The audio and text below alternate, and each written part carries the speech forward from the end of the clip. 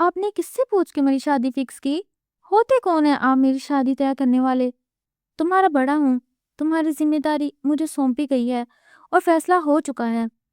بابا، ہمنا آنٹی میری مما بنے گی۔ 4 سالہ نہال بولتا انہیں ایک دم چونکا گیا۔ 4 سال پہلے اعظم شاہ کی بیوی نہال کی پیدائش کے وقت چل بسی۔ ہمنا اس کی سالی تھی، سر پہ کوئی نہیں تھا، وہ اس کے گھر رہتی اور اب اس کے ارادوں کو جانتے وہ اس کی شادی کر رہا تھا۔ لیکن سب الٹ گیا۔ یاد رکھنا، تم نہال کی ماں ہی بنو گی، میری بیوی نہیں۔ پر شادی کے 6 ماہ بعد ہی اسے کینسر کی بیماری۔ ہمنا مجھے معاف۔ شام کے ڈھلتے ہوئے سائے اعظم شاہ کے عالی شان ڈرائنگ روم میں پھیل رہے تھے، جہاں فضا میں ایک عجیب سی گھٹن اور خاموشی چھائی ہوئی تھی۔ لیکن یہ خاموشی طوفان سے پہلے کا پیش خیمہ تھی۔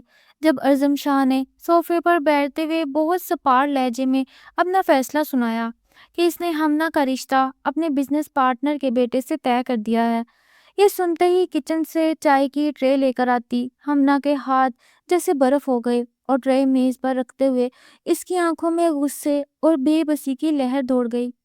وہ جو پچھلے 4 سال سے اس گھر کو اپنی جان مار کر سنبھال رہی تھی، اپنی وفات پا جانے والی بہن کے بچے نہال کو ماں بن کر پا رہی تھی، اسے توقع نہیں تھی کہ اعظم اس کی زندگی کا اتنا بڑا فیصلہ اس سے پوچھے بغیر کر لے گا۔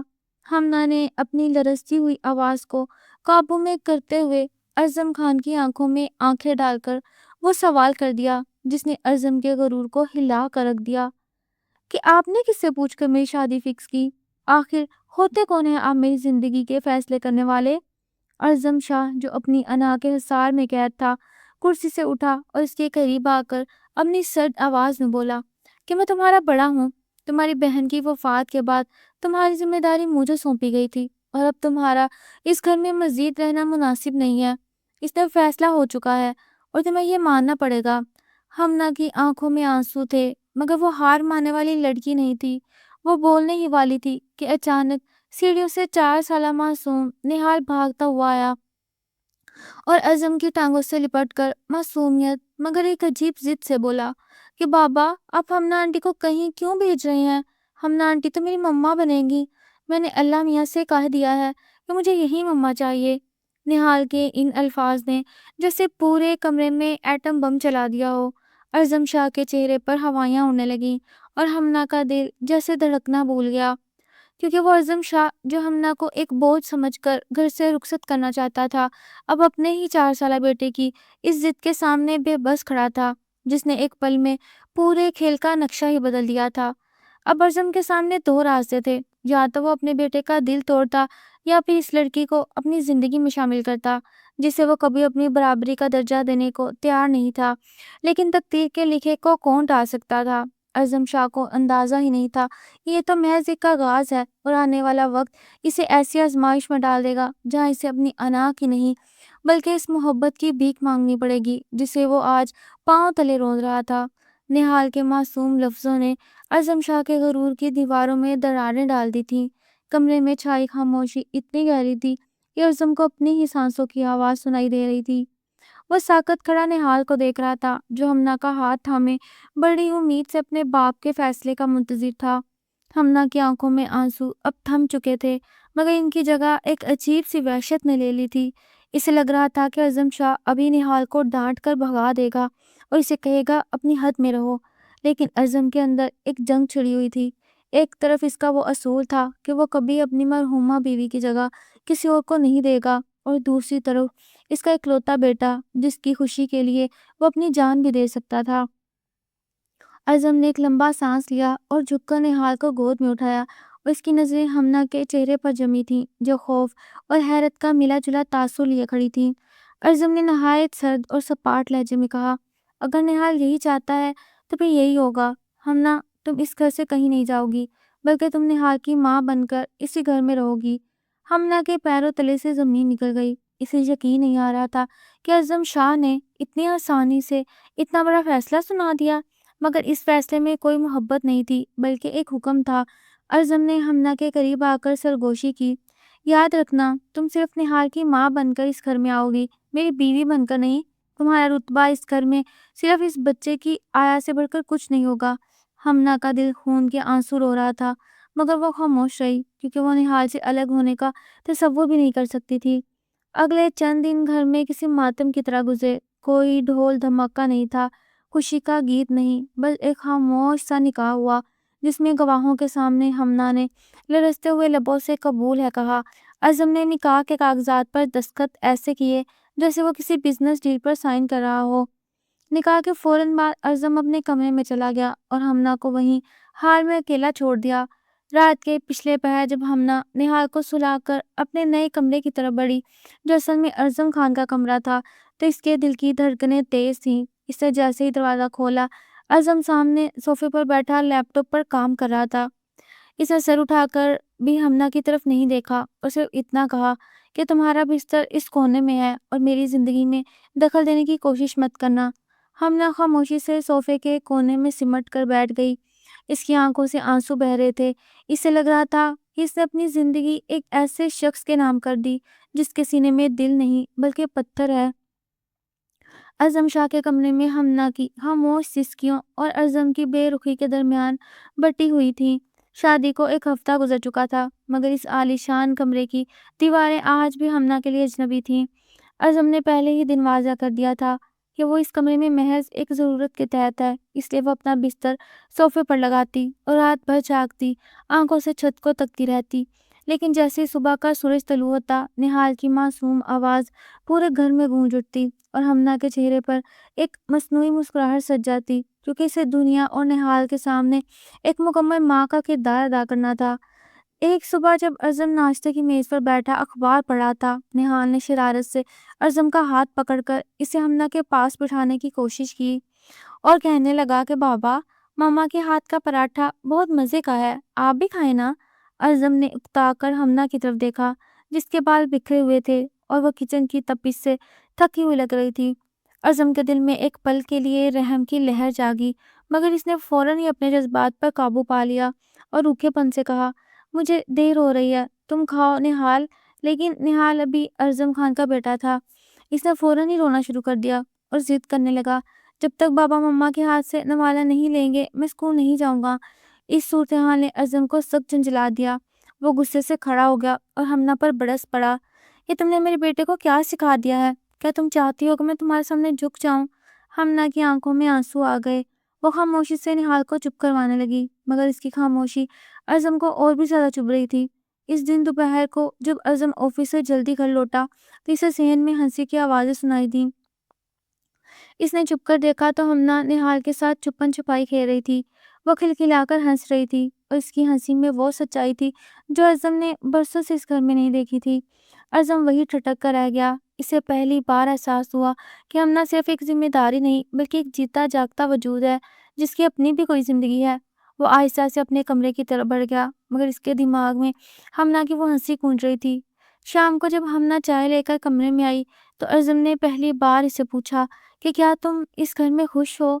ہمنا نے چونک کر اسے دیکھا اور تلخی سے مسکرا کر کہا، خوشی تو وہ ہوتی ہے جہاں انسان کو انسان سمجھا جائے، یہاں تو میں صرف ایک مشین ہوں جو نہال کی دیکھ بھال کے لیے لائی گئی۔ اعظم کے پاس اس کا کوئی جواب نہیں تھا۔ وہ خاموشی سے کھڑکی کے پاس جا کر کھڑا ہوا جہاں باہر بارش شروع ہو چکی تھی۔ اسے لگ رہا تھا کہ ہمنا کی باتیں سچ ہیں، مگر اس کی انا اسے اعتراف کرنے سے روک رہی تھی۔ لیکن اس رات ہمنا کو اچانک کھانسی کا شدید دورہ پڑا اور اس کے سینے میں ایک میٹھا سا درد اٹھا جیسے اس نے عام تھکن سمجھ کر نظر انداز کر دیا۔ اسے کیا معلوم تھا کہ یہ درد کسی بڑی مصیبت کا پتہ دے رہا ہے اور آنے والے دن اس کی زندگی میں وہ ہولناک موڑ آنے والے ہیں جو اعظم شاہ کو جیتے جی مار دیں گے۔ آسمان پر گہرے بادل چھائے ہوئے تھے اور ہمنا کے دل پر بھی اداسی کی ایک دبیز چادر تنی ہوئی تھی۔ پچھلی رات کا وہ سینے میں اٹھنے والا درد اب ایک مستقل خلش بن چکا تھا، مگر ہمنا نے حسب عادت اسے اپنی تھکن اور ذہنی دباؤ کا شاخسانہ سمجھ کر نظر انداز کر دیا۔ وہ باورچی خانے میں ناشتہ تیار کر رہی تھی کہ اچانک اسے محسوس ہوا جیسے اس کے سر میں ہزاروں ہتھوڑے بج رہے ہوں اور زمین اس کے پیروں تلے سے نکل رہی ہو۔ اس نے دیوار کا سہارا لیا اور خود کو سنبھالنے کی کوشش کی، لیکن اس کے ہاتھ سے کانچ کا گلاس چھوٹ کر زمین پر گرا اور کرچی کرچی ہو گیا۔ آواز سن کر اعظم جو لاؤنج میں اخبار پڑھ رہا تھا تیزی سے کچن کی طرف لپکا اور غصے سے چلایا کہ ہمنا، تمہیں تمیز نہیں ہے، دیکھو کتنا نقصان کر دیا تم نے۔ لیکن جیسے ہی اس کی نظر ہمنا پر پڑی، اس کے غصے کی لہر ایک دم تھم گئی۔ ہمنا کا چہرہ ہلدی کی طرح زرد پڑ چکا تھا اور اس کی آنکھوں کے گرد گہرے سیاہ ہلکے صاف نمایاں تھے۔ وہ ہانپ رہی تھی جیسے اس نے میلوں کا سفر پیدل طے کیا ہو۔ عظم نے پہلی بار آگے بڑھ کر اسے کندھوں سے تھاما اور اس کی آواز میں ایک انجانی سی فکر جھلکی کہ ہمنا، تم ٹھیک ہو؟ کیا ہوا ہے تمہیں؟ ہمنا نے ایک زبردستی کی مسکراہٹ اپنے لبوں پر سجائی اور تھرتھراتی آواز میں کہا، کچھ نہیں عظم صاحب، بس ذرا بی پی لو ہو گیا ہوگا، آپ ناشتہ کریں، میں ابھی ٹھیک ہو جاتی ہوں۔ لیکن عظم کو اس کی آنکھوں میں چھپا کرب صاف دکھائی دے رہا تھا۔ اس دن آفس میں بھی عظم کا دل کام میں نہیں لگ رہا تھا۔ اسے بار بار ہمنا کا وہ زرد چہرہ یاد آ رہا تھا۔ اس نے خود سے سوال کیا کہ آخر وہ کیوں اس لڑکی کے بارے میں اتنا سوچ رہا ہے، جیسے اس نے صرف ایک ضرورت کے تحت اس گھر میں رکھا تھا۔ شام کو جب وہ گھر واپس آیا تو اسے گھر میں غیر معمولی خاموشی محسوس ہوئی۔ نہال اپنے کھلونوں کے ساتھ اکیلا کھیل رہا تھا اور ہمنا کہیں نظر نہیں آ رہی تھی۔ عظم نے نہال سے پوچھا کہ مما کہاں ہیں؟ تو معصوم نہال نے روحان سی آواز میں کہا، مما سو رہی ہیں، وہ مجھ سے بات بھی نہیں کر رہی اور ان کو بہت بخار ہے۔ عظم تیزی سے اپنے کمرے کی طرف بڑھا جہاں ہمنا بستر پہ بے سدھ پڑی تھی۔ اس کا جسم تپ رہا تھا۔ عظم نے اس کے ماتھے پر ہاتھ رکھا تو وہ آگ کی طرح گرم تھا۔ عظم نے فوراً ڈاکٹر کو فون کیا۔ ساری رات ہمنا کے سرہانے بیٹھ کر اس کے ماتھے پر ٹھنڈی پٹیاں رکھتا رہا۔ اس رات عظم کی انا جیسے کہیں سو گئی تھی۔ وہ شخص جو اسے اپنی بیوی ماننے کو تیار نہیں تھا، آج اس کی ایک آہ پر تڑپ رہا تھا۔ ہمنا نے نیم بے ہوشی میں عظم کا ہاتھ تھام لیا اور بڑبڑانے لگی کہ مجھے نہال سے دور مت کیجیے گا، میں اسے بہت پیار کرتی ہوں۔ عظم کا دل بھر آیا۔ اس نے آہستہ سے ہمنا کا ہاتھ دبایا اور پہلی بار اس کے ماتھے پر پیار سے ہاتھ پھیرا، مگر اسے کیا معلوم تھا کہ یہ بخار تو صرف ایک معمولی سی علامت ہے اصل طوفان کی، جو ہمنا کے جسم کے اندر چپکے سے پرورش پا رہا تھا۔ اگلے دن جب ڈاکٹر نے کچھ ٹیسٹ تجویز کیے تو عظم کو لگا یہ سب رسمی کاروائی ہے، مگر وہ نہیں جانتا تھا کہ ان ٹیسٹوں کی رپورٹ عظم شاہ کی زندگی کا سب سے بڑا امتحان بن کر آئے گی۔ اور وہ لمحہ دور نہیں تھا جب اسے اپنی ساری دولت اور غرور ہمنا کی زندگی کے سامنے ہیچ لگنے والے تھے۔ ایسی منحوس دوپہر سے ہوتا ہے جب سورج کی روشنی بھی عظم شاہ کی آنکھوں کو چبھ رہی تھی۔ وہ ڈاکٹر کے کلینک کے باہر کوریڈور میں بے چینی سے چکر لگا رہا تھا اور اس کے ہاتھ میں ہمنا کی ٹیسٹ رپورٹس کا لفافہ کسی دہتے ہوئے کوئلے کی طرح محسوس ہو رہا تھا۔ پچھلے 24 گھنٹوں میں عظم کے اندر ایک عجیب سی تبدیلی آئی تھی۔ وہ شخص جو کبھی ہمنا کی موجودگی کو بہت سمجھتا تھا، آج اس کی ایک رپورٹ کے لیے اللہ سے دعائیں مانگ رہا تھا۔ جب ڈاکٹر نے اسے اپنے کیبن میں بلایا تو عظم کے دل کی دھڑکنیں اس کے کانوں میں ہتھوڑوں کی طرح بج رہی تھیں۔ ڈاکٹر نے اینک ٹھیک کی اور بہت سنجیدگی سے عظم کی طرف دیکھتے ہوئے کہا کہ مسٹر عظم، مجھے افسوس ہے کہ جو ہم نے سوچا تھا صورتحال اس سے کہیں زیادہ سنگین ہے۔ ہمنا بی بی کو بلڈ کینسر ہے اور وہ بھی 3rd سٹیج پر۔ یہ الفاظ عظم کے کانوں میں کسی ایٹم بم کی طرح گونجے۔ اسے لگا جیسے اس کے آس پاس کی دیواریں اس پر گر رہی ہوں اور زمین نے اسے نگل لیا ہو۔ اس نے لرزتی آواز میں پوچھا کہ ڈاکٹر کیا کہہ رہے ہیں آپ؟ وہ تو صرف تھکی تھکی رہتی تھی، اسے تو بس معمولی بخار تھا۔ ڈاکٹر نے ٹھنڈی آہ بھری اور کہا، کینسر ایک خاموش قاتل ہے اعظم صاحب، وہ اندر ہی اندر سے ختم کر رہا تھا اور اس نے کسی کو احساس تک نہیں ہونے دیا۔ اعظم کلینک سے باہر نکلا تو اسے اپنے وجود سے گھن آنے لگی۔ اسے وہ تمام لمحے یاد آئے جب اس نے ہمنا کو جھڑکا تھا، جب اسے حقارت سے دیکھا تھا اور جب اسے اپنی بیوی ماننے سے انکار کر دیا تھا۔ وہ گھر پہنچا تو ہمنا نہال کو کھانا کھلا رہی تھی۔ اس کے چہرے کی زردی اور کمزوری اب اعظم کو صاف نظر آ رہی تھی۔ ہمنا نے اعظم کو دیکھا تو مسکرا کر پوچھا کہ رپورٹ میں کیا آیا ہے اعظم صاحب؟ کیا کوئی بڑی بیماری ہے یا میں یوں ہی وہم کر رہی تھی؟ اعظم نے تڑپ کر اپنا چہرہ دوسری طرف کر لیا کیونکہ وہ اس معصوم عورت کی آنکھوں میں نہیں جھانک سکتا تھا جیسے وہ جیتے جی مار چکا تھا۔ اسے ہمنا کے قریب آ کر اس کا ہاتھ تھاما تو ہمنا بری طرح چونک گئی کیونکہ اعظم نے شادی کے بعد آج تک اسے اتنی پیار سے نہیں چھوا تھا۔ اعظم کی آنکھوں سے ایک آنسو ٹپک کر ہمنا کے ہاتھ پر گرا اور ہمنا کا دل دہل گیا۔ اس نے گھبرا کر پوچھا کہ اعظم آپ رو رہے ہیں، کیا ہوا ہے؟ کیا میں مرنے والی ہوں؟ اعظم نے فوراً اس کے لبوں پر ہاتھ رکھ دیا اور اسے اپنے سینے سے لگا لیا۔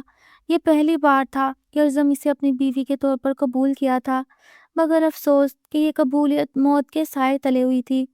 ارزم نے اسے دلاسا دیتے ہوئے کہا کہ تمہیں کچھ نہیں ہوگا ہمنا، میں اپنی ساری دولت، اپنی ساری طاقت لگا دوں گا تمہیں بچانے کے لیے، تم میری بیوی ہو، میری زندگی ہو۔ ہمنا یہ سن کر ساکت رہ گئی۔ اسے اپنی بیماری کا دکھ نہیں تھا، بلکہ ارزم کی زبان سے یہ اعتراف سن کر اسے لگا جیسے اس کی برسوں کی مراد پوری ہو گئی ہو۔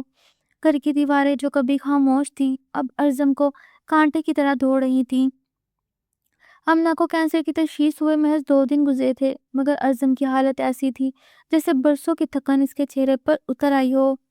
اس نے فیصلہ کر لیا کہ وہ ہمنا کو ملک کے سب سے بہترین اسپتال میں داخل کروائے گا، چاہے اس کے لیے اسے اپنی پوری جائیداد ہی کیوں نہ بیچنی پڑے۔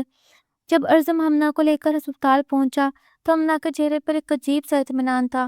وہ ارزم کا ہاتھ تھامے ایسے چل رہی تھی جیسے اسے اپنی زندگی کی نہیں بلکہ ارزم کے دکھ کی فکر ہو۔ ہسپتال کے سفید کوریڈورز میں چلتے ہوئے ہمنا نے آہستہ سے سرگوشی کی کہ ارزم، آپ اتنے پریشان کیوں ہیں؟ میں تو خوش ہوں کہ کم سے کم اس بہانے آپ نے میرا ہاتھ تو تھاما۔ آپ کی تھوڑی سی توجہ میرے لیے ہزاروں زندگیوں سے بہتر ہے۔ ارزم کے دل پر جیسے کسی نے آری چلا دی ہو۔ اسے ہمنا کو ایک پرائیویٹ وارڈ میں شفٹ کیا جہاں مشینوں کے پیپ پیپ نے ماحول کو مزید بوجھل بنا دیا تھا۔ ڈاکٹر نے بتایا کہ ہمنا کی کیموتھراپی آج سے ہی شروع کرنی ہوگی اور یہ ہمیں بہت تکلیف دہ ہوگا۔ جب پہلی بار ہمنا کو انجیکشن لگائے گئے اور اسے شدید تکلیف ہوئی تو وہ درد سے کرانے لگی۔ ارزم اس کی حالت دیکھی نہیں جا رہی تھی۔ وہ کمرے سے باہر نکل آیا اور اسپتال کے ٹیرس پر جا کر پھوٹ پھوٹ کر رونے لگا۔ وہ شخص جو کبھی اپنی انا کے بت میں قید تھا آج ایک عام سے انسان کی طرح بکھر چکا تھا۔ اسی دوران گھر سے نہال کا فون آیا۔ معصوم بچہ اپنی مما کو ڈھونڈ رہا تھا۔ ارزم نے اپنی آواز کو سنبھالتے ہوئے جھوٹ بولا کہ بیٹا مما بس تھوڑی بیمار ہیں، وہ جلدی گھر آ جائیں گی۔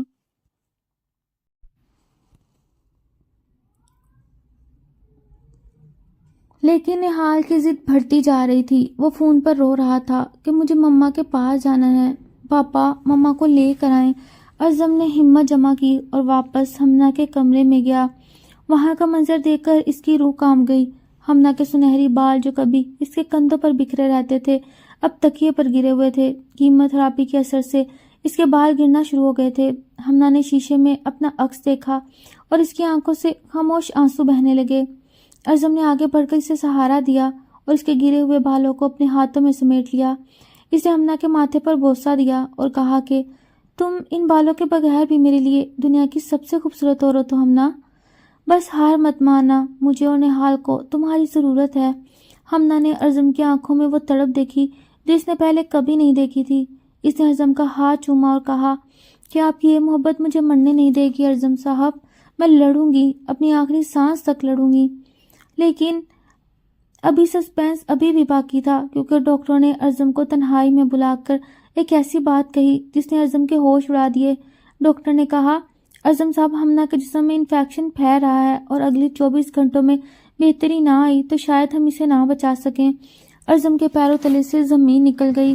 ہسپتال کی راہداریوں میں موت کا سایہ منڈلا رہا تھا۔ ڈاکٹروں کے اس الٹیمیٹم نے اگلے 24 گھنٹے اہم ہیں ارزم شاہ کے اندر کے مضبوط انسان کو کچی کچی کر دیا تھا۔ وہ وارڈروب کے باہر لگی بینچ پر سر جھکائے بیٹھا تھا اور اس کی آنکھوں سے گرنے والے آنسو اس کے صبر کا بندھن توڑ رہے تھے۔ اس سے رہ رہ کر ہمنا کے وہ الفاظ یاد آ رہے تھے جب وہ کہتی تھی کہ آپ ہوتے کون ہیں میرا فیصلہ کرنے والے، اور آج ارزم اللہ کے سامنے گر گڑا رہا تھا کہ یا اللہ اسے مجھ سے مت چھیننا، ابھی تو میں نے اسے جینا سکھانا تھا۔ اچانک وارڈ کے اندر سے مشینوں کے شور نے ارزم کو چونکا دیا۔ نرسیں تیزی سے اندر بھاگی اور ڈاکٹروں کی دوڑ لگ گئی۔ ہمنا کی سانسیں اکھڑ رہی تھیں اور اس کا بی پی خطرناک حد تک گر چکا تھا۔ ارزم شیشے کے پیچھے کھڑا بے بسی سے یہ سب دیکھ رہا تھا۔ وہ چاہتا تھا اندر جا کر اسے پکارے، اسے کہے کہ ہمنا واپس آ جاؤ، نہال تمہارے بغیر نہیں رہ سکتا، لیکن وہ ساکت کھڑا تھا جیسے اس کے پاؤں زمین میں گھڑ گئے ہوں۔ اسی دوران گھر سے نہال کی کال آئی۔ ارزم نے لرزتے ہاتھوں سے فون اٹھایا تو نہال کی سسکیاں بھری آواز آئی کہ پاپا مجھے ڈر لگ رہا ہے، مجھے مما کے پاس آنا ہے، میرا دل گھبرا رہا ہے۔ ارزم نے اپنے آنسو پونچھے اور ایک بڑا فیصلہ کیا۔ وہ جانتا تھا کہ ہمنا کی زندگی کی ڈور نہال سے بندھی ہے۔ اس نے فوراً ڈرائیور کو فون کیا اور نہال کو اسپتال منگوا لیا۔ جب 4 سالہ معصوم نہال ہسپتال پہنچا اور اس نے اپنی مما کو سفید چادر میں لپٹے مشینوں کے درمیان بے سود دیکھا تو وہ داڑے مار مار کر رونے لگا۔ ارزم نے اسے گود میں اٹھایا اور ہمنا کے کان کے پاس لے گیا۔ نہال نے ہمنا کا ٹھنڈا ہاتھ اپنے ننھے ہاتھوں میں لیا اور پکارا کہ مما اٹھے نا، دیکھے میں آ گیا ہوں۔ آپ نے کہا تھا نا کہ آپ مجھے کبھی اکیلا نہیں چھوڑیں گی، پاپا بھی آپ سے بہت پیار کرتے ہیں، پلیز مما ایک بار آنکھیں کھولیں۔ نہال کی پکار میں وہ درد تھا کہ وہاں کھڑی نرسوں کی آنکھیں بھی نم ہو گئیں، اور پھر ایک معجزہ ہوا۔ مانیٹر پر چلنے والی لکیریں جو بالکل سیدھی ہونے کو تھیں اچانک تھر تھرانے لگیں۔ ہمنا کی انگلیوں میں ہلکی سی چنبش ہوئی اور اس نے بہت مشکل سے اپنی بھاری پلکیں اٹھائیں۔ اس کی نظر پہلے نہال پر اور پھر ارزم کے بھیگے ہوئے چہرے پر پڑی۔ ارزم نے جھک کر اس کا ہاتھ چوما اور روتے ہوئے کہا، ہمنا تم نے وعدہ کیا تھا تم لڑو گی، دیکھو تمہارا بیٹا تمہیں بلا رہا ہے۔ ہمنا کے لبوں پر ایک کمزور سی مسکراہٹ آئی جیسے اسے نئی زندگی مل گئی ہو۔ ڈاکٹروں نے اسے کرشمہ قرار دیا۔ ارزم اب ہمنا کا سایہ بن چکا تھا۔ وہ خود اسے چمچ سے سوپ پلاتا، اس کے پیر دباتا اور اسے وہ تمام کہانیاں سناتا جو اس نے کبھی اسے نہیں سنائی تھیں۔ اس کی کیئر دیکھ کر ہسپتال کا عملہ بھی حیران تھا۔ ایک مغرور بزنس مین کیسے ایک نرس بن گیا؟ ہمنا نے ایک دن ارزم کا ہاتھ پکڑ کر کہا کہ ارزم صاحب آپ میری اتنی خدمت کیوں کر رہے ہیں؟ میں تو صرف نہال کی ماں ہوں نا۔ ارزم نے اس کی آنکھوں میں جھانک کر کہا، نہیں ہمنا، تم میری روح ہو، میری شریک حیات، مجھے معاف کر دو، میں نے تمہیں پہچاننے میں اتنی دیر کر دی۔ ہمنا کی آنکھوں میں خوشی کے آنسو تھے، لیکن جیسے ہی ہمنا کی طبیعت سنبھلنے لگی ڈاکٹروں نے ایک اور ٹیسٹ کی رپورٹ دی جس نے ارزم کو دوبارہ سوچنے پر مجبور کر دیا کہ کیا یہ خوشی مستقل ہے یا عارضی۔ ہسپتال کے کمرے کی کھڑکی سے سورج کی پہلی کرن ہمنا کے چہرے پر پڑ رہی تھی۔ ارزم شاہ جو ساری رات کرسی پر بیٹھے بیٹھے سو گیا تھا، ہمنا کی ہلکی سی آہٹ پر بڑبڑا کر اٹھا۔ اس نے دیکھا ہمنا اسے بڑی محبت بڑی نظروں سے دیکھ رہی تھی۔ ارزم نے فوراً اس کا ہاتھ تھاما اور پوچھا، ہمنا کیسی ہو تم؟ درد تو نہیں ہو رہا؟ ہمنا نے مسکرا کر سر ہلا دیا۔ اس کے سر پر بندھا ہوا اسکارف اس کی بیماری کی گواہی دے رہا تھا، مگر اس کی آنکھوں میں جینے کی وہ تڑپ تھی جو ارزم کو ہمت دے رہی تھی۔ ارزم اب ایک بدلا ہوا انسان تھا۔ وہ بزنس ٹائکون جو کبھی منٹوں کے حساب سے چلتا تھا اب گھنٹوں ہمنا کے پاس بیٹھ کر اسے پرانی باتیں سناتا، اسے کتابیں پڑھ کر سناتا اور خود اپنے ہاتھوں سے اس کے خشک ہوتے لبوں کی جگہ پر سر تیل کی مالش کرتا۔ ایک دن ہمنا نے اسے روکتے ہوئے کہا کہ ارزم صاحب آپ کا کام، آپ کا بزنس، آپ میرے پیچھے اپنا سب کچھ کیوں داؤ پر لگا رہے ہیں؟ میں تو شاید… ارزم نے اس کے لبوں پر اپنی انگلی رکھ دی اور بہت مان سے کہا، تمہاری ایک مسکراہٹ میرے پورے بزنس سے زیادہ قیمتی ہے ہمنا۔ میں نے 4 سال ضائع کر دیے تمہیں پہچاننے میں، اب میں ایک لمحہ بھی ضائع نہیں کرنا چاہتا۔ اسی دوران ڈاکٹر اندر داخل ہوئے۔ ان کے چہرے پر سنجیدگی کے آثار دیکھ کر ارزم کا دل ایک بار پھر ڈوبنے لگا۔ ڈاکٹر نے فائل میز پر رکھی اور کہا کہ ارزم صاحب ہمنا کی حالت اب مستحکم ہے، کیمو تھراپی نے اپنا کام کر دیا، مگر اب ہمیں آخری اور سب سے مشکل مرحلے کی طرف بڑھنا ہوگا۔ ہمیں ان کا ایک بڑا آپریشن کرنا ہوگا تاکہ کینسر کو جڑوں کو ہمیشہ کے لیے ختم کیا جا سکے، لیکن اس آپریشن میں جان کا خطرہ 50-50 ہے۔ یہ سنتے ہی کمرے میں موت جیسی خاموشی چھا گئی۔ ہمنا نے ارزم کا ہاتھ مضبوطی سے پکڑ لیا۔ ارزم کے ماتھے پر پسینہ آ گیا۔ وہ سوچ رہا تھا اگر اسے ہمنا کو کھو دیا تو وہ خود کو کبھی معاف نہیں کر پائے گا، لیکن ہمنا نے بڑی بہادری سے ڈاکٹر کی طرف دیکھا اور کہا، میں یہ آپریشن کرواؤں گی، مجھے اپنے رب پر اور ارزم پر کی محبت پر پورا یقین ہے۔ اگلے چند دن آپریشن کی تیاریوں میں گزرے۔ ارزم نے گھر سے نہال کو بھی بلوا لیا تاکہ ہمنا اسے جی بھر کر دیکھ سکے۔ وہ منظر بڑا دلسوز تھا جب ہمنا نے نہال کو گلے لگایا اور اس کے ماتھے پر ڈھیروں بوسے دیے جیسے وہ اسے آخری بار الوداع کہہ رہی ہو۔ نہال معصومیت سے پوچھ رہا تھا کہ مما اب آپ ٹھیک ہو کر گھر آئیں گی نا؟ ہم پھر سے چھپن چھپائی کھیلیں گے نا؟ ہمنا نے روتے ہوئے صرف اتنا کہا کہ ہاں میرے بچے، بس دعا کرنا۔ آپریشن والے دن ارزم نے ہمنا کو اسٹریچر پر لیٹے ہوئے دیکھا۔ اس کی آنکھوں میں بے پناہ ڈر تھا۔ ہمنا نے آپریشن تھیٹر کے دروازے پر ارزم کا ہاتھ روک کر کہا کہ ارزم اگر مجھے کچھ ہو جائے تو نہال کا خیال رکھیے گا اور مجھے معاف کر دیجیے گا، میں نے آپ کو بہت تنگ کیا۔ ارزم نے اس کا ہاتھ چوما اور دھاڑے مار کر رو پڑا۔ وہ پہلی بار اسے اس کے نام سے پکار رہا تھا۔ اس نے کہا، تمہیں کچھ نہیں ہوگا ہمنا، تم واپس آؤ گی، میں تمہارا انتظار کر رہا ہوں۔ تھیٹر کا دروازہ بند ہوا، لال بتی جل اٹھی۔ باہر ارزم شاہ فرش پر بیٹھ کر تسبیح پڑھ رہا تھا۔ وقت جیسے تھم گیا۔ 1 گھنٹہ، 2 گھنٹے، 3 گھنٹے گزر گئے مگر کوئی باہر نہیں آیا۔ اچانک تھیٹر سے ایک نرس بھاگتی ہوئی نکلی اور خون کی بوتل منگوانے لگی۔ ارزم کے ہوش اڑ گئے۔ اس نے نرس کو روک کر پوچھا کہ کیا ہوا ہے، ہمنا کیسی ہے؟ نرس نے صرف اتنا کہا، خون بہت زیادہ بہہ گیا، حالت تشویشناک ہے۔ ارزم کے پیروں تلے سے زمین نکل گئی کہ ہمنا اس بڑے آپریشن کی تاب لا پائے گی۔ ہسپتال کے اس ٹھنڈے کوریڈور سے ہوتا جہاں موت اور زندگی کی کشمکش اپنے عروج پر تھی۔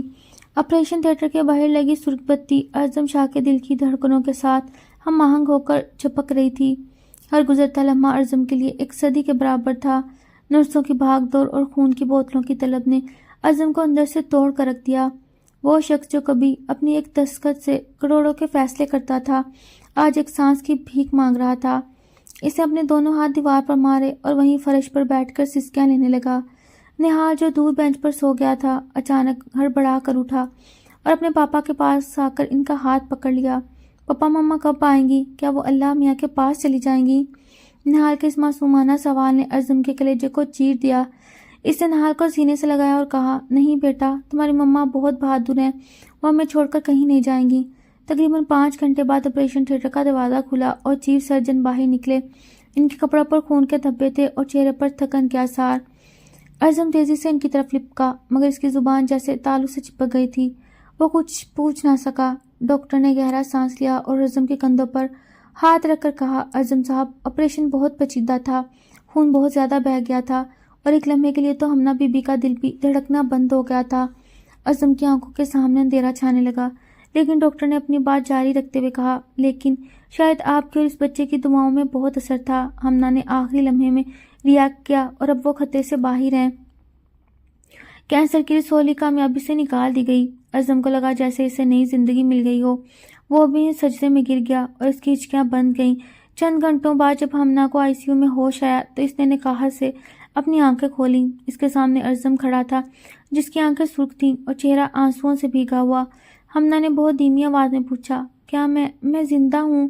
ارزم نے اس کا ہاتھ اپنے دونوں ہاتھ میں لیا اور اسے چومتے ہوئے کہا، تم زندہ ہو ہمنا، تم نے موت کو ہرا دیا، تم نے مجھے ہرا دیا، اب تم کہیں نہیں جاؤ گی۔ ہمنا کی آنکھوں سے خوشی کے آنسو ٹپک پڑے۔ اس نے دیکھا ارزم کی قمیض کے بٹن ٹوٹے ہوئے تھے اور اس کے بال بکھرے ہوئے تھے۔ اسے یقین نہیں آ رہا تھا کہ یہ وہی مغرور ارزم شاہ ہے جس کے قدموں میں بیٹھا ہے۔ ہمنا نے دبی آواز میں کہا، ارزم، آپ کا یہ خیال حال میرے لیے؟ ارزم نے مسکرا کر کہا، تمہارے لیے تو میں اپنی جان بھی دے دیتا ہمنا، بس تم ٹھیک ہو جاؤ۔ اگلے چند دن ہمنا کی ریکوری کے تھے۔ ارزم نے اسپتال کے کمرے کو ہی اپنا آفس بنا لیا۔ وہ ہمنا کو اپنے ہاتھوں سے کھانا کھلاتا، اس کی دوائیاں وقت پر دیتا۔ جب وہ سو جاتی تو گھنٹے سے تکتا رہتا۔ ایک شام جب سورج ڈھل رہا تھا، ہمنا نے ارزم سے کہا، کاش مجھے پہلے پتہ چل جاتا کہ آپ کی محبت پانے کے لیے بیمار ہونا ضروری ہے تو میں عرصہ پہلے بیمار ہو جاتی۔ ارزم نے اسے ڈانٹتے ہوئے کہا، ایسی باتیں دوبارہ مت کرنا ہمنا، اب تمہیں صرف محبت ملے گی، بیماری نہیں۔ لیکن جب ڈاکٹروں نے ہمنا کو ڈسچارج کرنے کا فیصلہ کیا تو انہوں نے ارزم کو ایک خاص احتیاط ہسپتال کی سفید دیواروں اور بھاری بو ہمنا کی زندگی سے ہمیشہ کے لیے رخصت ہونے والی تھی۔ ارزم شاہ نے خود ہمنا کو ویل چیئر پر بٹھایا اور بڑی احتیاط سے اسے گاڑی تک لایا، جیسے وہ کوئی کانچ کی گڑیا ہو جو ذرا سی چنبش سے ٹوٹ جائے گی۔ ہمنا کے چہرے پر نکاہت تو تھی، مگر اس کی آنکھوں میں وہ چمک لوٹ آئی جو زندگی کی علامت ہوتی ہے۔ گاڑی جیسے ان کے عالیشان بنگلے کے صدر دروازے پر رکی، ہمنا ٹھٹک کر رہ گئی۔ پورے گھر کو روشنیوں اور پھولوں سے کسی دلہن کی طرح سجایا گیا تھا۔ ملازمین قطار بنا کر کھڑے تھے اور ان کے چہروں پر سچی خوشی تھی۔ نہال بھاگتا ہوا آیا اور مما مما پکارتے ہوئے ہمنا کے گلے لگ گیا۔ ارزم نے ہمنا کا ہاتھ تھاما اور اسے اندر لے گیا، لیکن اصل سرپرائز ابھی باقی تھا۔ جیسے وہ لاؤنج میں پہنچے، ہمنا نے دیکھا دیوار پر اس کی اور ارزم کی ایک بہت بڑی تصویر لگی ہوئی تھی جس پر سنہری حروف میں لکھا تھا، خوش آمدید میری شریک حیات۔ ہمنا کی آنکھوں میں آنسو آ گئے۔ یہ وہی گھر تھا جہاں اسے ایک آیا یا ضرورت سمجھ کر لایا گیا تھا اور آج اسے ایک ملکہ کا درجہ دیا جا رہا تھا۔ ارزم نے سب کے سامنے ہمنا کے سامنے گھٹنوں کے بل بیٹھ کر ایک چھوٹی سی مخملی ڈبیا نکالی جس میں ہیرے کے ایک خوبصورت انگوٹھی چمک رہی تھی۔ ارزم نے بہت جذباتی آواز میں کہا، ہمنا، اس دن نکاح کے وقت میں نے تمہیں صرف کاغذوں پر اپنی بیوی مانا، آج میں تمہیں اپنے دل کی گہرائیوں سے اپنی زندگی کا ساتھی مانتا ہوں۔ کیا تم مجھے معاف کر کے اس رشتے کو ایک نیا آغاز دو گی؟ ہمنا کے پاس الفاظ نہیں تھے۔ اس نے لرزتے ہاتھوں سے ارزم کو اٹھایا اور کہا، ارزم صاحب، میں تو آپ کو اس دن معاف کر دیا تھا جب آپ نے پہلی بار میرے لیے اللہ سے دعا مانگی تھی۔ پورا گھر تالیوں سے گونج اٹھا۔ رات کو جب نہال سو گیا اور گھر میں خاموشی چھائی، ارزم ہمنا کے پاس کمرے میں آیا۔ ہمنا بالکنی میں کھڑی ٹھنڈی ہوا کا لطف لے رہی تھی۔ ارزم نے اس کے کندھوں پر شال ڈالی اور نرمی سے پوچھا، کیا تم اب بھی تھکن محسوس کر رہی ہو؟ ہمنا نے مڑ کر اسے دیکھا اور مسکراتے ہوئے کہا، آپ کے پاس ہوتے ہوئے تھکن کیسی؟ بس یہ سوچ رہی ہوں کہ زندگی کتنی بے اعتبار ہے۔ کل تک میں موت کے سائے میں تھی اور آج آپ کی محبت کے اثار میں۔ ارزم نے اس کا ہاتھ چوما اور کہا، یہی تو معجزہ ہے ہمنا، اور میں تمہیں کبھی خود سے دور نہیں ہونے دوں گا۔ ارزم نے ہمنا کے لیے ایک خاص ڈائٹ پلان اور ورزش کا شیڈول بنایا۔ وہ خود اسے وقت پر جوس پلاتا، اس کی ہر ضرورت کا خیال رکھتا۔ ایک دن ہمنا نے مذاق میں کہا، اگر میں ایسے ہی نخرے اٹھواتی رہی تو میں بہت ضدی ہو جاؤں گی۔ ارزم نے ہنس کر جواب دیا، تمہیں ضدی ہونے کا پورا حق ہے، لیکن اگلی صبح جب ہمنا آئینے کے سامنے کھڑی اپنے بال سنوارنے کی کوشش کر رہی تھی تو اسے کچھ ایسا محسوس ہوا جیسے اسے سب پریشان کر دیا۔ کیا کینسر کے اثرات ابھی بھی باقی تھے؟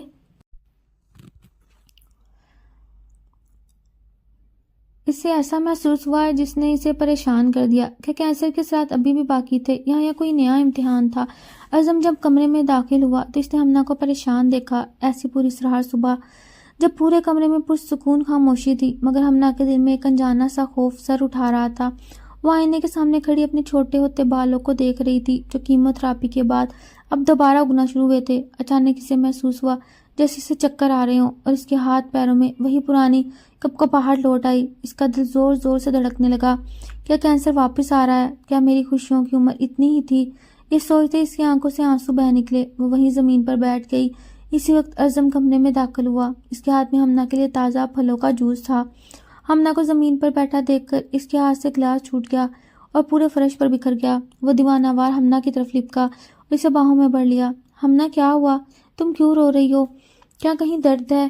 ارزم کی آواز میں ایسی ہیج اور خوف تھا جیسے اس کی اپنی جان نکل رہی ہو۔ ہمنا نے سسکیاں لیتے ہوئے کہا، ارزم، مجھے لگ رہا ہے میں نے پھر سے بیمار ہو رہی ہوں۔ وہی چکر، وہی کمزوری۔ میں آپ کو اور نہال کو دوبارہ اس عذاب میں نہیں ڈالنا چاہتی۔ ارزم نے اسے سختی سے اپنے سینے سے لگایا اور کہا، پاگل مت بنو ہمنا، میں تمہیں کہیں نہیں جانے دوں گا۔ ہم ابھی ڈاکٹر کے پاس چلتے ہیں۔ ارزم نے اسی وقت ڈاکٹر سے رابطہ کیا اور اسے اسپتال لے گیا۔ پورے راستے ارزم نے ہمنا کا ہاتھ نہیں چھوڑا۔ وہ بار بار اسے حوصلہ دے رہا تھا مگر اندر سے وہ خود بھی کانپ رہا تھا۔ جب ڈاکٹر نے ہمنا کا معائنہ کیا اور کچھ ٹیسٹ کروائے تو وہ باہر آ کر مسکرانے لگی۔ ارزم نے گھبرا کر پوچھا، ڈاکٹر کیا ہوا؟ کیا کینسر دوبارہ؟ ڈاکٹر نے ارزم کے کندھے پر ہاتھ رکھا اور کہا، مبارک ہو ارزم صاحب، یہ کینسر نہیں بلکہ ہمنا بی بی امید سے ہیں۔ آپ کے گھر ایک نیا مہمان آنے والا ہے۔ یہ سنتے ہی ارزم کے پاؤں تلے سے زمین نکل گئی۔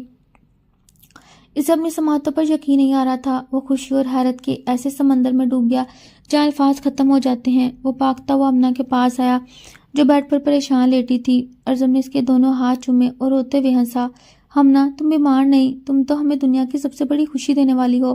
جب ہمنا کو پتہ چلا تو اس کی آنکھوں میں شکرانے کے آنسو آ گئے۔ وہ بیماری جس نے اسے موت کے قریب کر دیا تھا اب زندگی کی ایک نئی کومپل اس کے وجود میں مہک رہی تھی۔ گھر واپسی پر ارزم کی خوشی کا ٹھکانہ نہ تھا۔ اس نے نہال کو گود میں اٹھایا اور بتایا، بیٹا، اللہ آپ کے لیے ایک چھوٹا سا کھلونا بھیج رہے ہیں۔ نہال معصومیت سے اچھلنے لگا۔ ارزم اب ہمنا کا پہلے سے بھی زیادہ خیال رکھنے لگا۔ وہ اسے سیڑھیوں تک نہیں چڑھنے دیتا، خود اسے اٹھا کر اوپر لے جاتا، رات بھر جا کر اس کے پیر دباتا۔ لیکن اس خوشی کے ساتھ ایک ڈر بھی تھا۔ ڈاکٹر نے وارننگ دی تھی کہ کینسر کے بعد یہ حمل ہمنا کے لیے خطرناک بھی ہو سکتا ہے۔ ارزم کو ایک کٹھن فیصلہ کرنا تھا، کیا وہ اس بچے کو دنیا میں لائے گا یا اپنی ہمنا کی زندگی کو ترجیح دے گا؟ ارزم شاہ اپنی بالکنی میں کھڑا چاند کو تک رہا تھا مگر اس کی آنکھوں میں سکون کی بجائے بے چینی کا طوفان تھا۔ ڈاکٹر کی دی ہوئی وارننگ اس کے کانوں میں سیسے کی طرح پگھل رہی تھی۔ ارزم، ہمنا بی بی ابھی کینسر جیسی بڑی بیماری سے لڑ کر نکلی ہیں۔ ان کا جسم ابھی بہت کمزور ہے۔ یہ نیا حمل ان کی جان کے لیے خطرناک ثابت ہو سکتا ہے۔ ارزم کا دل دہل گیا۔ وہ ایک طرف اپنے آنے والے بچے کی خوشی محسوس کر رہا تھا، دوسری طرف اسے ہمنا کے کھونے کا خوف کھائے جا رہا تھا۔ وہ دبے پاؤں کمرے میں داخل ہوا جہاں ہمنا معصومیت سے سو رہی تھی۔ اس کے چہرے پر ایک ممتا بھرا سکون تھا۔ ارزم نے اس کے سرہانے بیٹھ کر اس کا ہاتھ تھاما تو ہمنا کی آنکھ کھل گئی۔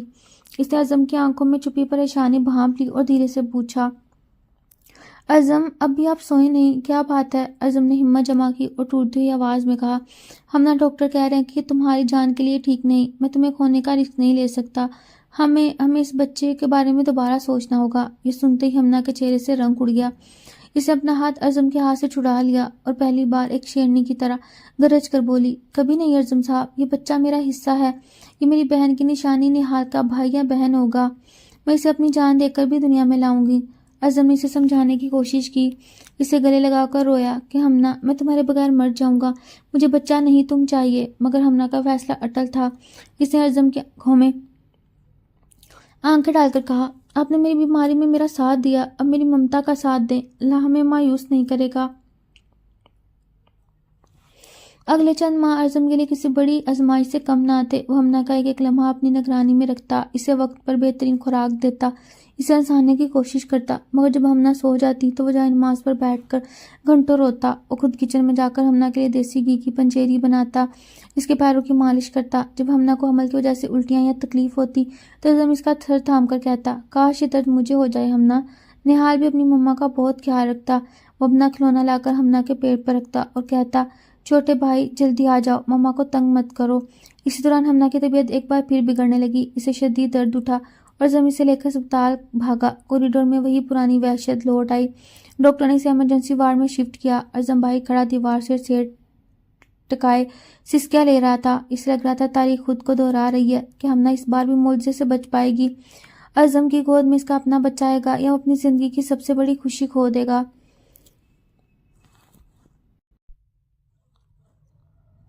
ڈاکٹر نے باہر آ کر ارزم کو ایک ایسی خبر دی جس نے اسے ساکت کر دیا۔ خاموش اور ہیبت ناک کوریڈور سے ہوتا ہوا جہاں پر گزرتا لمحہ ارزم کے دل پر آری کی طرح چل رہا تھا۔ آپریشن تھیٹر کے باہر لگی سرخ بتی ارزم کے لیے کسی جلاد کی تیوار کی طرح تھی۔ وہ دیوانہ وار ادھر ادھر چکر لگا رہا تھا۔ اس کی زبان پر صرف ایک ہی نام تھا، ہمنا۔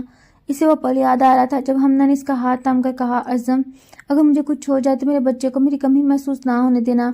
ارزم نے دیوار پر مکہ مارا اور سسکیاں لیتے ہوئے اللہ سے فریاد کی، یا اللہ، میں نے تو اپنی انا کی خاطر اسے بہت تڑپایا، آج میری زندگی کے لیے، مگر اسے اس کے ننھے وجود کا سلامت رکھنا۔ اچانک تھیٹر کا دروازہ کھلا اور ایک نرس تیزی سے باہر نکلی۔ ارزم نے اسے روکنے کی کوشش کی مگر اس نے صرف اتنا کہا، پیشنٹ کی حالت بہت نازک ہے، خون کا بندوبست کریں۔ ارزم کے پیروں تلے سے زمین نکل گئی۔ وہ خود بلڈ بینک کی طرف بھاگا۔ اس کا اپنا خون ہمنا کے گروپ سے میچ کر گیا۔ جب وہ خون دے کر واپس آیا تو اس کا سر چکرا رہا تھا، مگر اس کی ہمت صرف ہمنا کی وجہ سے برقرار تھی۔ تقریباً 4 گھنٹے بعد تھیٹر سے ایک ہلکی سی معصوم سی رونے کی آواز آئی۔ ارزم کے کانوں میں جیسے شہد کھل گیا۔ وہ ساکت ہو کر دروازے کو تکنے لگا۔ تھوڑی دیر بعد ڈاکٹر باہر نکلے۔ ان کے چہرے پر ایک عجیب سا تاثر تھا۔ ارزم نے لرزتے لبوں سے پوچھا، ڈاکٹر، میری ہمنا؟ ڈاکٹر نے مسکرا کر کہا، مبارک ہو ارزم صاحب، اللہ نے آپ کو بیٹی دی ہے اور ہمنا بی بی بھی بالکل ٹھیک ہے۔ یہ ایک معجزہ کہ اتنی کمزوری کے باوجود انہوں نے ہار نہیں مانی۔ ارزم کی آنکھوں سے خوشی کے آنسو ابل پڑے۔ وہ بھاگتا ہوا اندر گیا جہاں ہمنا نیم بیہوشی کی حالت میں لیٹی تھی۔ اس کے برابر میں ایک چھوٹی سی پری جیسی بچی سفید کپڑے میں لیٹی تھی۔ ارزم نے ہمنا کا ہاتھ چوما اور پھر اپنی بیٹی کو گود میں لیا۔ اس کی آنکھوں سے آنسو ٹپک کر اس ننھی پری کے گال پر گرے۔ ہمنا نے آہستہ سے آنکھیں کھولی اور ارزم کو اپنی بیٹی کے ساتھ روتے دیکھ کر مسکرا دی۔ ارزم نے جھک کر اس کے کان میں کہا، شکریہ ہمنا، مجھے ایک مکمل خاندان دینے کے لیے شکریہ۔ گھر واپسی پر خوشیوں کا ایک نیا سیلاب آ گیا۔ نہال اپنی چھوٹی بہن کو دیکھ کر پھولا نہیں سما رہا تھا۔ وہ بار بار کہتا، یہ میری گڑیا ہے پاپا، اسے میں سنبھالوں گا۔ ارزم اب ایک مثالی شوہر اور باپ بن چکا تھا۔ وہ راتوں کو جا کر بچی کو ڈائپر بدلتا، ہمنا کو آرام کرنے کا موقع دیتا۔ اسے اب احساس ہوا تھا کہ عورت کی ممتا اور اس کی ہمت کے سامنے دنیا کی ہر دولت ہیچ ہے۔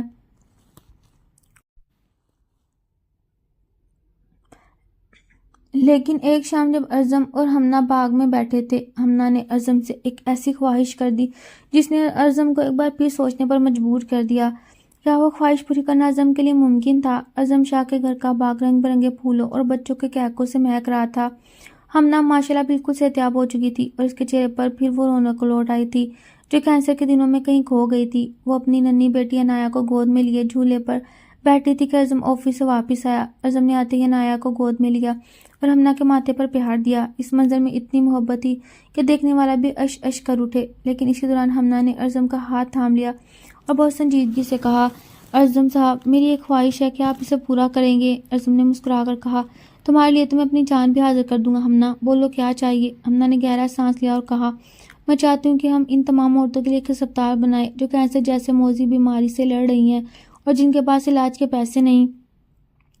میں نے وہ تکلیف دیکھی ہے، میں نے وہ موت کا خوف چکھا، میں نہیں چاہتی کوئی اور ہمنا بے بسی سے دم توڑے۔ اعظم یہ سن کر خاموش ہو گیا۔ اس کی خاموشی سے دیکھ کر ہمنا کا دل ڈوبنے لگا۔ اسے لگا شاید اعظم اتنے بڑے پروجیکٹ کے لیے تیار نہیں، لیکن اعظم نے اچانک اسے اپنے قریب کیا اور اس کی آنکھوں میں جھانک کر کہا، ہمنا تمہیں کیسے پتا چلا؟ میں پچھلے 1 مہینے سے اسی پروجیکٹ پر کام کر رہا ہوں۔ میں نے اسی اسپتال کا نام بھی سوچ لیا، ہمنا کینسر کیئر سینٹر۔ یہ سن کر ہمنا کی آنکھوں سے خوشی کے آنسو چھلک پڑے۔ وہ اعظم کے سینے سے لگ گئی۔ اسے یقین نہیں آ رہا تھا کہ وہ شخص جو کبھی اسے بوجھ سمجھتا تھا اب اس کے نام سے انسانیت کی خدمت کرنا چاہتا ہے۔ اگلے چند ہفتے اسپتال کی تعمیر اور پلاننگ میں گزرے۔ اعظم خود ہر اینٹ اور دیوار کی نگرانی کرتا۔ وہ چاہتا تھا کہ یہ اسپتال محبت کی ایک زندہ جاوید مثال بنے۔ نہال بھی اپنے چھوٹے چھوٹے ہاتھوں سے پودے لگانے میں مدد کرتا۔ ایک دن جب وہ سب اسپتال کی سائٹ پر موجود تھے، ہمنا کو اچانک وہ پرانا وقت یاد آیا جب اعظم نے اسے دیکھا تھا، کہا تھا تم صرف نہال کی ماں ہو، میری بیوی نہیں۔ اس نے شرارت سے اعظم کی طرف دیکھا اور پوچھا، اعظم کیا اب بھی آپ صرف نہال کی ماں ہوں؟ اعظم نے سب کے سامنے ہمنا کا ہاتھ چوما اور بلند آواز میں کہا، نہیں ہمنا، تم میری کائنات ہو، تم میری وہ جیت ہو جو مجھے اپنی انا کو ہار کر حاصل ہوئی۔ یہ منظر اتنا جذباتی تھا کہ وہاں موجود مزدوروں اور انجینئرز نے بھی تالیاں بجانا شروع کر دیں۔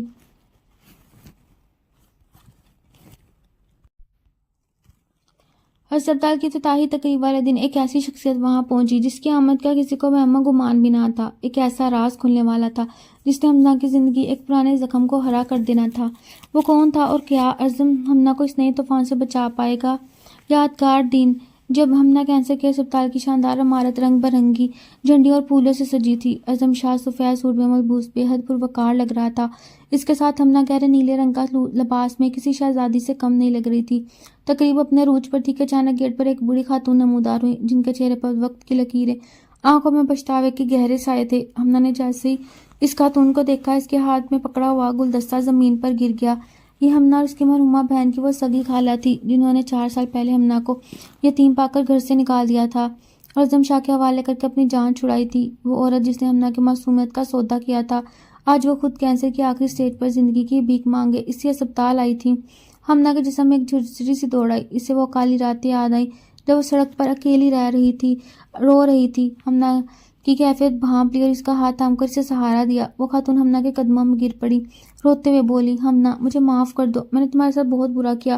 آج قدرت نے مجھے اسی موڑ پر لا کھڑا کیا جہاں میں تمہارے بنائے ہوئے اسپتال کے بغیر زندہ نہیں رہ سکتی۔